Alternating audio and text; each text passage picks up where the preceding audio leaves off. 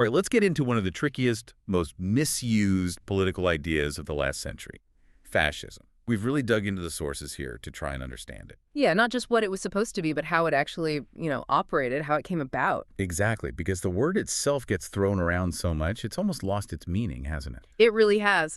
Just used as an insult. So our goal here is to maybe rescue the concept a bit. We're looking past fixed definitions and focusing on the process.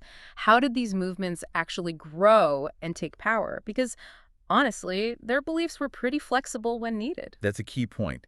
And it's just fascinating that this whole thing was, well, the major new political force of the 20th century. Nobody really saw it coming. Nobody. Think about the big thinkers of the 19th century, like Friedrich Engels, Marx's collaborator. He was writing in 1895, absolute convinced that legality was on the side of the socialists. He thought expanding voting rights, following the rules, all that would just inevitably lead to socialist governments, right? Precisely. He figured the only people who'd need to break the law would be the conservatives trying to stop socialism. He just couldn't imagine. Well, he couldn't conceive of a dictatorship against the left that also had huge popular support. That combination. Authoritarian rule plus genuine mass enthusiasm. That was the curveball. Absolutely. The toxic brew that fascism delivered just a generation later, completely unexpected. And the name itself, fascism, comes from the Italian fascio, meaning a bundle. Yeah, a bundle or a sheaf. It harks back to the Roman fasces, the bundle of rods with an axe in the middle.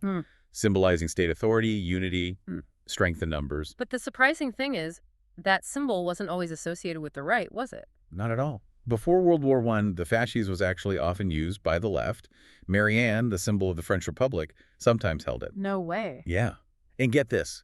It's displayed on the Lincoln Memorial in Washington, which was finished in 1922.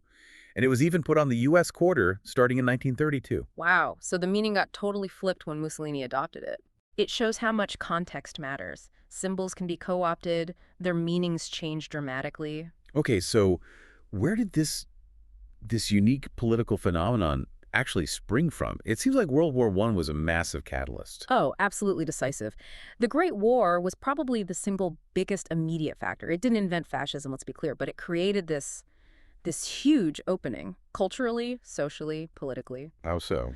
Well, it unleashed these armies of frankly, traumatized, angry, restless veterans, guys who'd been through industrialized warfare, felt betrayed by the peace, by the liberal government. Like the Arditi in Italy. Exactly like the Arditi. These were elite shock troops, hardened, used to violence, and Mussolini actively recruited them. They became the muscle for his movement early on.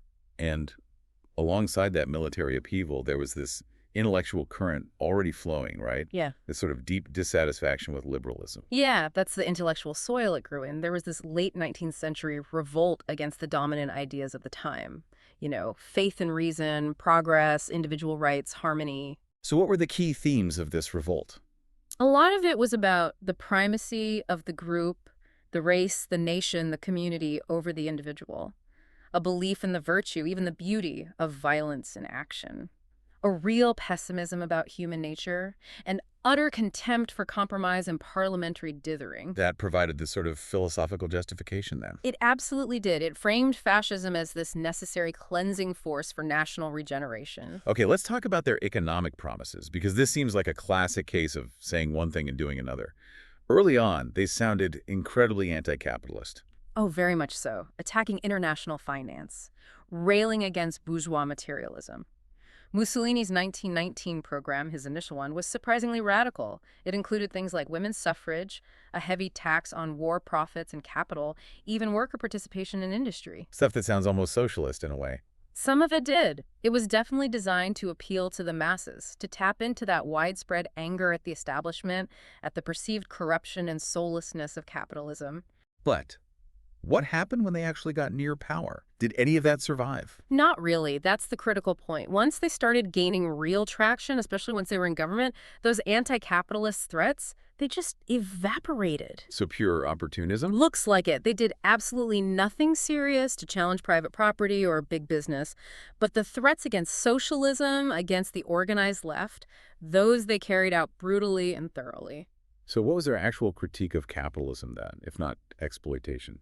It was more about its materialism, its individualism, its perceived indifference to the nation. They didn't mind nationally minded producers, Mm. people creating wealth for the nation. They just hated the international, liberal, rootless aspects of it.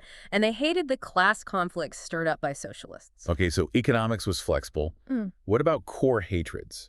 We tend to automatically link fascism with anti-Semitism. Is that always accurate? That's another area where it gets complicated. It's problematic to say virulent anti-Semitism is the essential ingredient you must have for fascism. Look at Mussolini's Italy. Right, you mentioned he had Jewish supporters. Yes, he had Jewish backers early on, friends, even a long-term Jewish mistress. About 200 Jews actually participated in the March on Rome. Italy didn't implement major anti-Semitic laws until 1938, 16 years after he took power, largely under pressure from Hitler. 16 years, that's a long time. It is. And contrast that with, say, Vichy France during World War II. It was intensely anti-Semitic from the get-go, enacting harsh laws against Jews very quickly.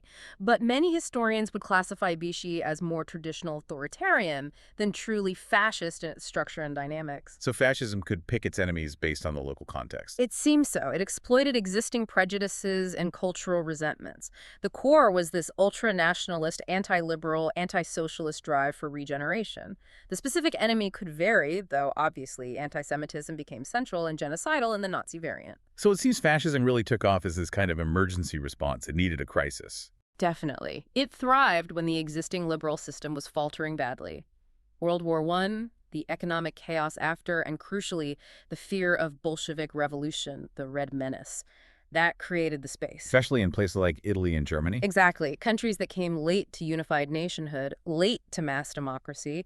They had huge social strains, weak liberal traditions, and powerful conservative elites who were absolutely terrified of communism, especially after seeing revolutions or near revolutions in Russia, Hungary, even parts of Germany. And these conservatives saw the fascists as a tool, maybe. A weapon against the left. Precisely. They saw them as distasteful, maybe, but useful. A way to mobilize the masses against the left, which the traditional conservatives couldn't really do themselves. And Mussolini's actual takeover in Italy.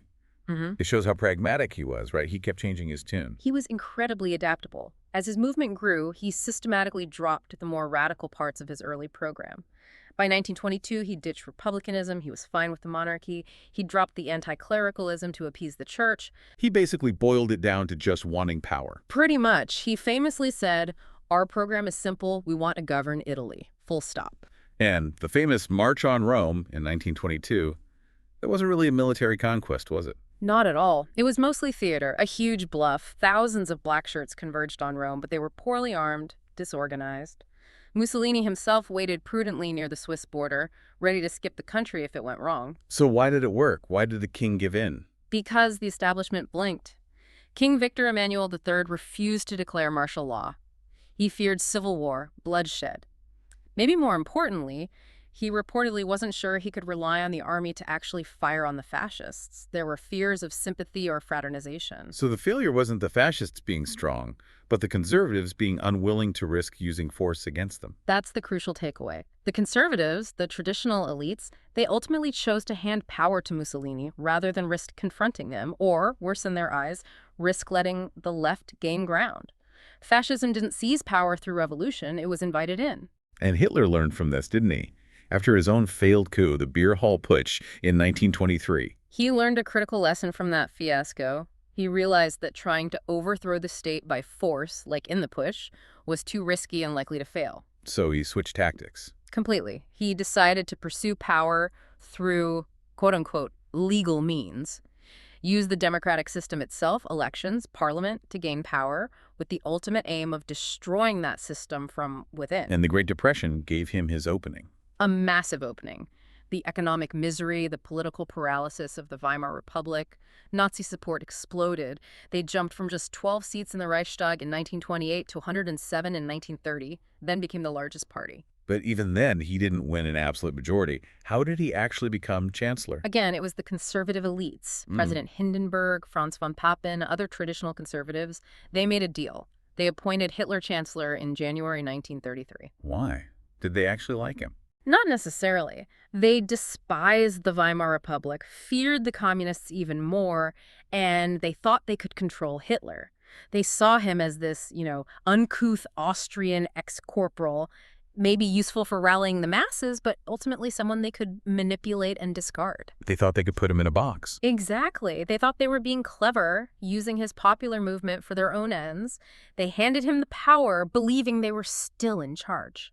A catastrophic miscalculation. Okay, so once these movements are in power, what does fascist rule actually look like? It wasn't just a simple dictatorship, was it? There's this idea of the dual state. Right, that's a really useful concept. It describes the regime as this kind of unstable coalition. Think of it like epoxy glue, two parts mixed together. What are the two parts? On one side, you have fascist dynamism. That's the party itself with its revolutionary energy, its drive to create new structures, bring in new people, constantly mobilize.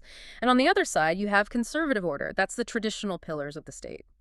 The army, the civil service, the judiciary, big business sometimes. And what holds them together? Shared enemies, mainly. Their mutual hatred of liberalism, democracy, socialism, communism, and a shared desire for national strength and order, even if they had different ideas about what that meant long term, but it's an inherently unstable mix. A constant tension between the party radicals wanting change and the old guard wanting stability. Exactly, and how that tension played out differed. But first, let's touch on violence. We often imagine these regimes ruled purely by terror, everyone living in constant fear. But was it really like that for everyone? The sources suggest the terror was actually quite selective. Highly selective, especially in the early years. It was visible, yes, but it was specifically targeted against political opponents, Marxists, socialists, communists, against minorities designated as enemies, Jews, primarily in Germany, and against asocials, homosexuals, Roma, the disabled habitual criminals. So if you weren't in one of those groups, you might not feel directly threatened. For many ordinary people, yes. The fact that the violence was aimed at enemies of the people, groups they'd already been conditioned to distrust or dislike, could actually inspire a sense of, security, even gratification. They're cleaning things up. They're dealing with the troublemakers. That actually encouraged accommodation then, rather than just fear. It absolutely did. It made it easier for people to accept the regime, to rationalize its brutality. The violence wasn't random. It was seen as purposeful, directed outwards against the other. Okay, but these regimes couldn't just stand still, could they? They promised transformation. Exactly. That's fundamental. Fascist leaders claimed this special connection to destiny, a mandate to reshape history. They couldn't just settle into being a regular authoritarian government. They had to keep moving, keep delivering, keep proving their revolutionary credentials. Or risk losing their magic. Precisely. They risked losing their charismatic legitimacy. This led to this crucial divergence in their trajectories, either decay or radicalization. Italy seems like the case of decay, or entropy. Right. In fascist Italy, the conservative elements of that dual state, the king, the army, the established elites, they retained significant power throughout. They went along with Mussolini as long as he seemed successful and served their interests, particularly in crushing the left and promising national greatness. But when things went bad... When the war turned disastrous, when fascism was clearly failing to deliver victory or secure Italy's position, those conservative allies turned on him.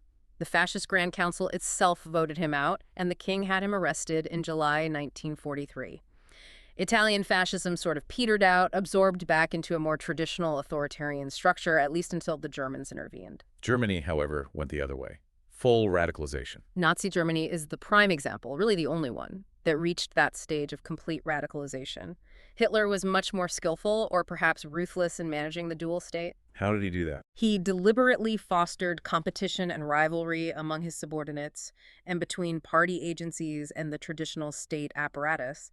He constantly pushed the boundaries, rewarding those who took the most radical initiatives that aligned with his ideological goals. And war was part of that. War was central. It wasn't just for expansion. It was seen as necessary to harden the society internally, to justify more extreme measures, to accelerate the transformation. And this radicalization reached its absolute peak in the occupied territories, especially in the East. Where the party essentially took over completely. Yes, that's where the concept of the prerogative state, the realm where the party, the SS, Hitler's will, operated completely outside the law, the normative state became dominant. There were no constraints left. Enabling the Holocaust. Enabling the Holocaust and other genocidal policies.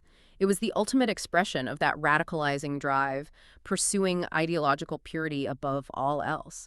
It eventually led to Hitler in 1945 being willing to destroy Germany itself rather than admit defeat or compromise his vision. Hashtag outro. So, if we try to boil all this down, maybe the best way to understand fascism isn't by looking for a checklist of beliefs, it's more about its function. What do you mean by function? It functions as this mass movement, drawing on popular anger and nationalism, aiming for total national rebirth, unity, purity, and it's defined by what it's against. Liberal democracy, individual rights, and especially the left, socialism, communism. It's fundamentally reactive and opportunistic. And it needs that crisis moment to really catch fire. Absolutely. It needs the existing system to be perceived as failing, creating widespread fear and disillusionment. So, thinking about today, is fascism over? The obvious copies, guys with swastikas and shaved heads, they seem pretty marginal, don't they? The literal carbon copies, yes, they mostly are. But the real danger, if we learn from this history, might lie in modern functional equivalents. Meaning extreme right movements that are perhaps smarter, they might moderate their language, ditch the explicit old symbols, but still tap into similar anxieties about globalization, immigration, cultural change, economic insecurity, the perceived failures of liberal democracy. And crucially, they need that link with the establishment. That's the key historical lesson. Fascism doesn't usually storm the gates, it gets led in the door. It needs that alliance, however uneasy, between a radical mass movement mobilizing popular anger and elements of the traditional conservative elite who feel desperate or see an opportunity to use that movement. So we need to watch for that combination. A political system in trouble, deadlock, fear. And then a potential pact between established powers worried about losing control and a radical force promising to restore order and national greatness, whatever they happen to call themselves. That's the pattern history warns us about. Okay, a final thought then, something for our listeners to really eye on, coming out of that discussion of radicalization. Think about the Nazi regime in its final years, obsessed with its ideology of racial purification. To the point where it actively undermined its own war effort. Exactly. We know they diverted critical resources, trains needed for troops and supplies, manpower, fuel away from the collapsing military fronts, specifically to speed up the deportation and murder of the remaining Jews, even when the war was clearly lost. So the provocative question is, what does that tell us about the absolute core priorities of fascism when it reaches its most radical form? That it valued ideological purity, the destruction of its perceived enemies, even above national survival, even above winning the war it started. It chose its murderous ideology over the very nation it claimed to be serving. Something to think about.